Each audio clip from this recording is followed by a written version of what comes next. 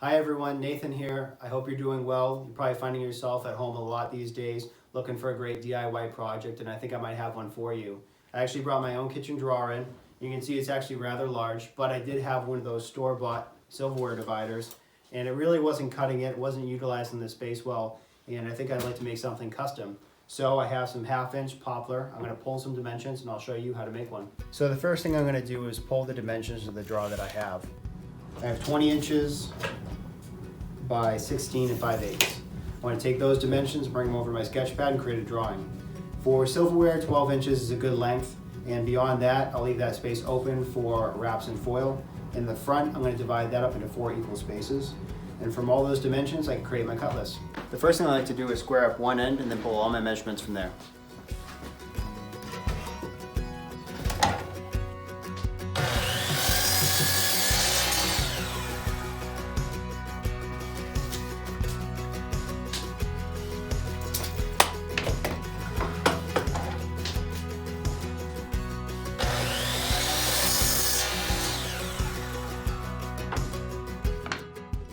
Now that I have all my pieces cut to length, I'm ready to sand. But first, you'll notice I went with poplar.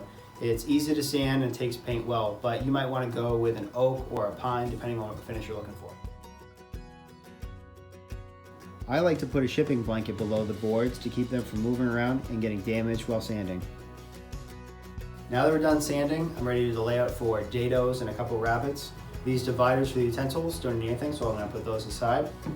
On the long runs down either side, you're going to start off with a rabbit at the bottom, measure up 1 foot and do a dado.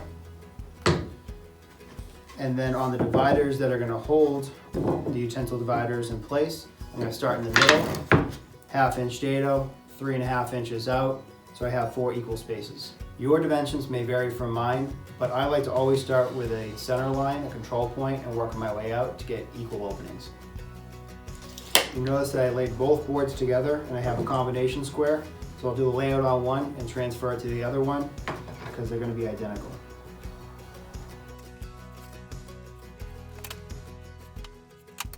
For this side, I need one at the bottom and then one again at 12 inches.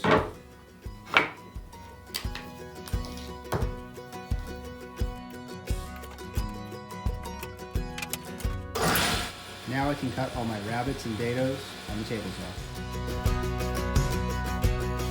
A 1/2-inch stacked dado blade makes this much easier, but if you don't have one, you can make multiple curve cuts with a regular blade.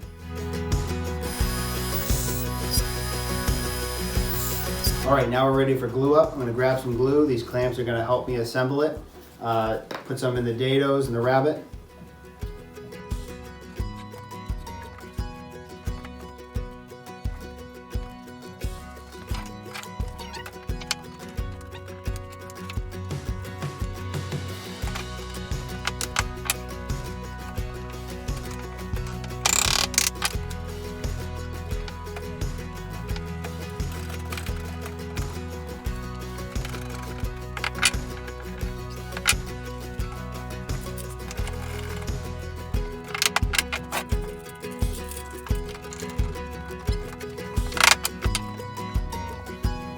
Take a wet rag and clean up any glue spots.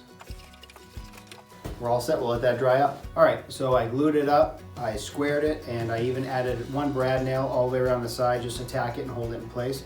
I'm going to remove the clamps, and I'm actually going to use a router with a 45-degree chamfer bit just to ease the inside a little bit when you're reaching your hand and you don't want to catch a sharp corner.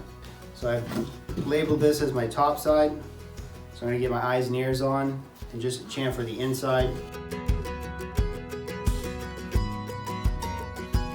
And here it is, routed, sanded, ready for paint. I'm going to paint it to match the interior of my drawer so it'll blend in nice. I'm going to grab my drawer, head home, and see how it fits. I'm really excited to show you guys how it turned out. I haven't painted it yet, I'm going to paint it, but I brought it home, loaded it up, and I want to show you how it turned out.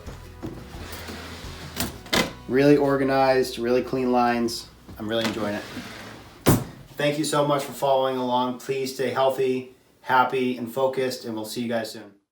Thanks for watching. This Old House has got a video for just about every home improvement project, so be sure to check out the others. And if you like what you see, click on the subscribe button to make sure that you get our newest videos right in your feed.